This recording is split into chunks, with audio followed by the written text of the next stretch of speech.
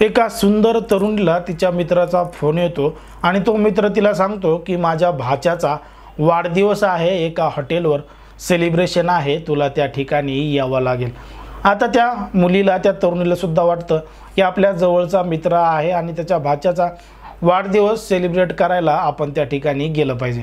मग ती सुद्धा एक छोटंसं गिफ्ट घेऊन ते हॉटेलमध्ये जाते बर्थडे सेलिब्रेट करण्यासाठी।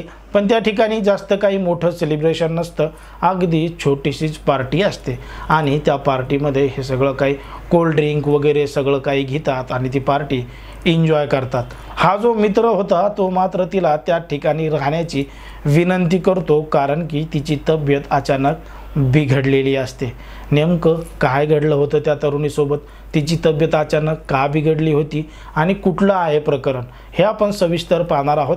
पण जर तुम्ही अजूनही आपलं चॅनल सबस्क्राईब केलं नसेल तर लगेचच सबस्क्राईब करून घ्या आणि बाजूला असणाऱ्या बेल नोटिफिकेशनला सुद्धा ऑन करायला विसरू नका। आता ही जी संपूर्ण घटना आहे ती आहे आपला महाराष्ट्रातीलच पुण्यामधील जे काही येवले वाडी आहे त्या ठिकाणचं कोंढावा आहे आणि त्याच कोंढाव्यातील परिसरामध्ये एक हॉटेल आहे, त्याच परिसरामध्ये घडलेली ही संपूर्ण घटना आहे। या परिसरामध्ये राहणारी एक सुंदर तरुणी होती आणि तिचा एक मित्र होता। तिचा मित्र तिला सांगतो की माझ्या भाच्याचा वाढदिवस आहे आणि एका हॉटेलमध्ये सेलिब्रेशन ठेवलेलं आहे, तुला त्या ठिकाणी यावं लागेल। मग एक छोटंसं गिफ्ट घेऊन ही तरुणी सुद्धा त्या ठिकाणी जाते आणि त्या ठिकाणी गेल्यानंतर सगळं काही सेलिब्रेशन चालू असतं, कोल्ड ड्रिंक्स वगैरे हे सगळं काही पितात। मात्र जेव्हा ती कोल्ड ड्रिंक पिते तेव्हा त्या तरुणीला एकदम गुंग येते, एकदम नशा येते।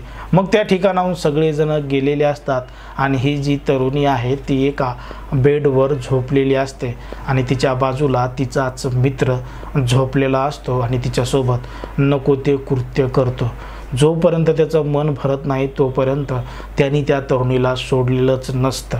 आणि हा संपूर्ण प्रकार जेव्हा त्या तरुणीच्या लक्षात येतो, तो तरुणी गुंगीमधून बाहेर येते, तिला शोध येते, तेव्हा ती तिच्या मित्राला विचारू लागते की हा संपूर्ण प्रकार काय, इथं बड्डेच्या बहाण्यानं बोलवलं आणि हे सगळं काय केलं। तेव्हा तो जो आरोपी आहे कलीम शेख आणि अशरफ शेख नावाचे, हे असे दोन आरोपी आहेत। या दोन्ही आरोपींना त्या तरुणीसोबत जबरदस्ती केली होती। तेव्हा तिला धमकी देतात की तू जर ही कोणाला सांगितलं तर आम्ही तुला जिवे मारू। आणि आत्ता काही जे संपूर्ण प्रकार घडला आहे, संपूर्ण प्रकरण केलं आहे, त्याचे काही फोटोज आणि त्याचे काही व्हिडिओज सुद्धा आम्ही काढलेले आहेत आणि ते व्हिडिओ आम्ही सोशल मीडियावर व्हायरल करू, नाहीतर मग तुझी बदनामी करू, अशी धमकी त्या तरुणीला दिली। आणि मग एकदा हा प्रकार घडलेला होता, इथून पुढं मात्र हा प्रकार घडतच राहिला। त्या तरुणीला जेव्हा जेव्हा ते लॉजवर बोलवायचे, जेव्हा जेव्हा रूमवर न्यायचे, तेव्हा तेव्हा त्या तरुणीसोबत अशाच पद्धतीनं घडायचं।